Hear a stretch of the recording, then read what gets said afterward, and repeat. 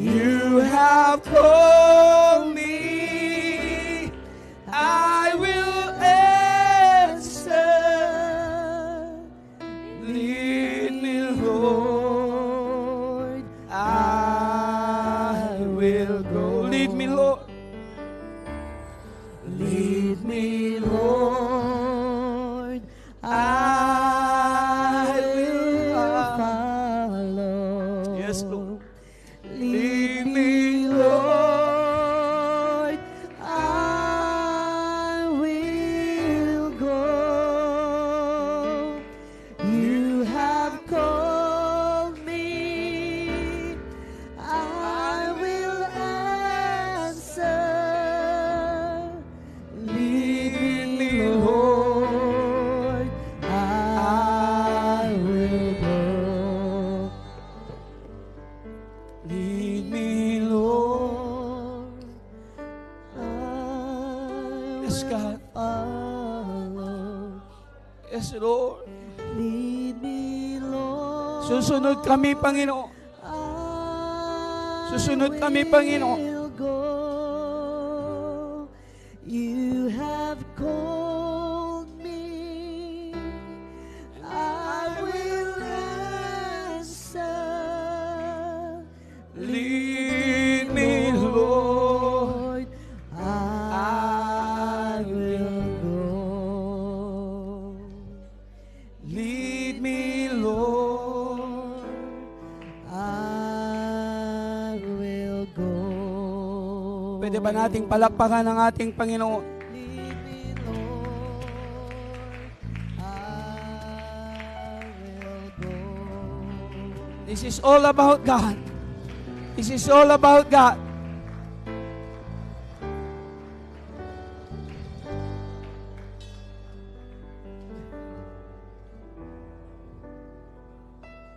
Oh God, Jesus. Oh God, Jesus.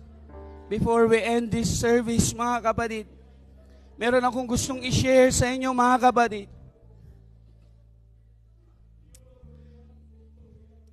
And truly, the Word of God is true. It's not about me. It's all about God. Merong pangyayari sa aming buhay, mga kapatid. Merong pangyayari sa aking buhay. Ito lang mga nakaraang araw nangyari sa akin, mga kapatid. And I thank God. Tunay na ang kanyang salita, mga kapatid, ay totoo. Sa panahong tayo nagmamataas, ibabagsak ka ng Diyos. Sa panahong nakarelay ka sa iyong kalakasan, hindi kailanman magtatagal yan, kapatid. Maraming pagkakataon sa ating buhay nang akala natin ay kaya natin ang lahat. Pero sabihin ko sa inyo, darating ang pagkakataon na wala kang ibang masasandalan kundi ang Diyos lang. Mga nakarang araw lang, mga kapatid, nagkaroon kami ng problema ng aking asawa. Sunod-sunod lahat ng aming gastusin sa bahay. Nagumpisa yun nung sectional conference, mga kapatid. Merong pagkakataon sa puso ko, mga kapatid, na very proudful. Mating ako sa pagkakataon na iniisip ko, marami na akong achievements, marami na akong naibigay sa Panginoon. Nang akala ko minsan, nanggagaling lahat yun sa akin. Hanggang sa dumating yung punto, mga kapatid, na kailangan naming i-purchase yung sasakyan. Alam nyo, ang pumasok sa isipan ko, Panginoon, nakabili na ako ng tricycle. 2 tricycle nang na-provide ko, Panginoon. Naipagawa na namin ng church. Malaki ang contribution ko doon. Kaya naniniwala ko, mababayaran ko din itong susunod. And alam nyo, mga kapatid, bigla na lang akong inumpog ng Panginoon. Ang ini-expect ko, mga kapatid, kaya kong i-purchase yun sa aking sariling paraan. Hanggang sa nasa isip ko, mga kapatid, ito na naman. Wala na ako ibang choice kundi ang loan. Tinawagan ko ang loan. Sabi niya sa akin, "Sir, denied po kayo. Hindi kayo pwedeng mag-loan." Alam niyo mga kapatid, para kung sinakluban ng langit. Na yung time, namin, meron kaming palugit na time. Nasiraan yung sasakyan, umabot kami ng 10,000 mahigit na gastos. Yung bill ng kuryente, umabot ng 4,000. Sumabay yung bill ng kuryente namin mga kapatid. Sumabay na wala kaming pera. Wala kaming ibang matakbuhan. Doon ko nakita ang sabi ng Panginoon sa akin, hindi ikaw ang dahilan kaya nagkaroon ng tricycle sa church. Ako ang dahilan. Hindi ikaw ang dahilan kaya nagawa ang church. Ako ang dahilan. At hindi rin ikaw ang magiging dahilan kaya mabibili yung sasakyan. Ako ang magiging dahilan. At ang sabi ko sa Panginoon, Lord, patawarin mo ako. Patawarin mo ako kung minsan sa atin kiniklaim natin yung mga achievements. Napakaliit lang, minsan nagmamayabang na tayo sa Panginoon. And salamat sa realization na yun. Doon ko napatunayan ng Diyos ay napakabuti. Hanggang sa dumating yung punto mga kapatid, walang-wala na kami ng aking asawa. Salamat at merong imbitasyon. Pumunta kami sa Mungkada, wala kaming kaalam-alam. That even yung pagpaayos ng sasakyan, halos hindi namin kayang i-provide. Muntik na kaming nadisgrasya sa Mungkada, sa mga hindi nakakaalam. Muntik na kaming nadisgrasya. Humihiwalay na yung gulong namin, mga kapatid. Ngunit salamat sa Diyos sa protection. Doon, mga kapatid, ang sabi ko sa asawa ko bago kami umalis, meron akong sinahod na 2,500. Hatiin mo na yan. Gasolina ng church, kain ng mga young people. Hanggang sa ang naiwan, wala. 0. Pupunta tayo sa Mungkada, wala kaming dalang pera. Ngunit siya yung aming Diyos. Siya yung aming dakilang Diyos. Sabi ko sa Panginoon, sabi ko sa aking asawa, pag-uwi natin, mananangan talanda. Pero hindi namin alam yung pwedeng gagawin ng Panginoon. Kapag magtitiwala ka sa Diyos, mga kapatid, you will be surprised sa mga bagay na hindi mo kayang i-imagine. At ito yung sorpresa na bumulaga sa amin noon. Wala kaming kalaman, kararating lang namin. Sabi ni Pastor Ruji, punta tayo ng mall. Kala ko papasya lang kami. First time kong maririnig yun, mga kapatid. Sabi niya sa akin, binigyan niya kami ng pushcart doon sa department store. Doon sa grocery. Kunin niyo lahat ng gusto niyo. Sabi ng Panginoon, sabi ko sa Panginoon, Lord, alam mo ang aming sitwasyon.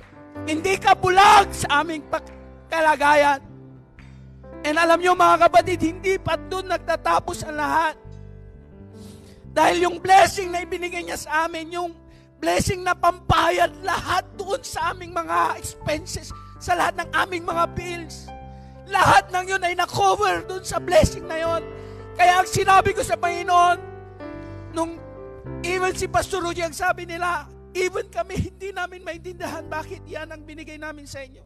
Ang sabi ko sa kanya, kung alam mo lang, Pastor, kung alam mo lang. At doon ako umiyak, niyakap ko siya, salamat, ginamit ka ng Diyos. Kung alam mo lang. Hindi ko na tinitalya ang lahat, pero sinabi ko sa kanya, kung alam mo lang. Alam niyo mga kapatid, napakabuti ng Diyos. Huwag kang magmayabang na kaya mo ang lahat. Every achievements na meron ka, huwag mong sabihin, dahil yun sa'yo, dahil yun sa grasya ng Diyos.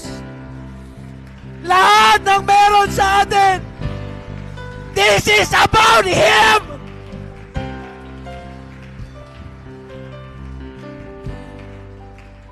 Whatever achievement we made, lagi mong sabihin, dahil yun sa Kanya. Hindi dahil sa galing mo. Hindi dahil sa yaman mo, hindi dahil sa effort mo, dahil yun sa Diyos.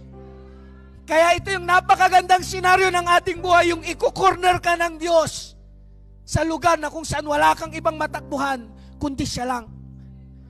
Dahil doon niya patutunayan that it's all about me. Ang sabi ng Panginoon, hindi ito patungkol sa'yo. This is all about me. This is all about me. Awitin nga natin yung awit na yan mga kapatid. Holy Spirit, break us. as we worship our God, as we sing this song.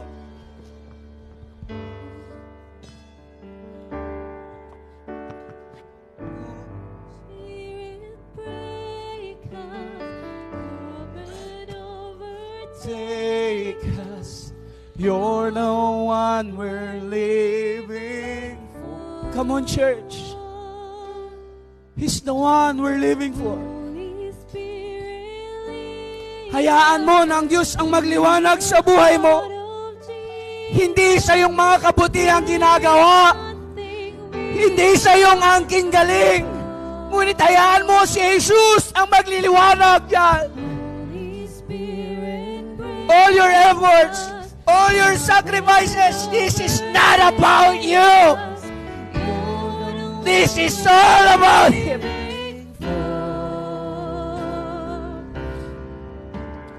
Holy Spirit, lead us to your heart. Come on, church. Jesus, there is nothing we want more.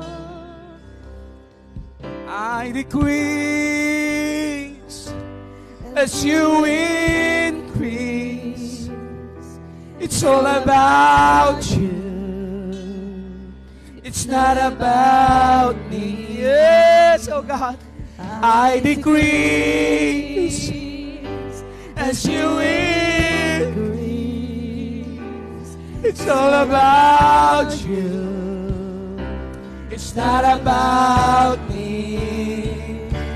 And I decrease as you increase. It's all about you, yes. This is all about you, God.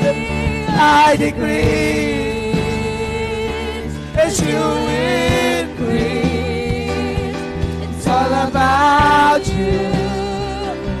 It's not about me. It's all about you. It's not about me. Yes. It's all about you.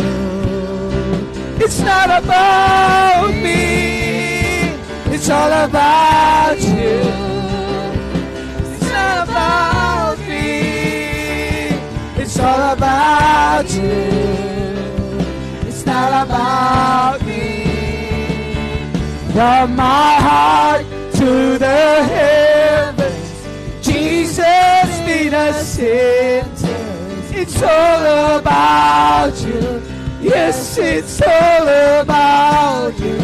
From my heart to the heavens, Jesus be the center. It's all about you. Yes, it's all about you. From my heart to the heavens, Jesus be the center. It's all about you. Yes, it's all about you. Yes, it's all about you. Yes, it's all about you. Oh, God. Palakpakan natin ang ating Diyos. It's all about Him. It's not about us. Oh, God, Jesus. Praise God. Sa ating pagtatapos, tayo po ay manalangin. Hilingin ko kay Brother Jeff na siyang mag-pray. Praise God. Tayo po ay manalangin. Minsan pa, Panginoon, kami po ay nagpapasalamat, O Diyos,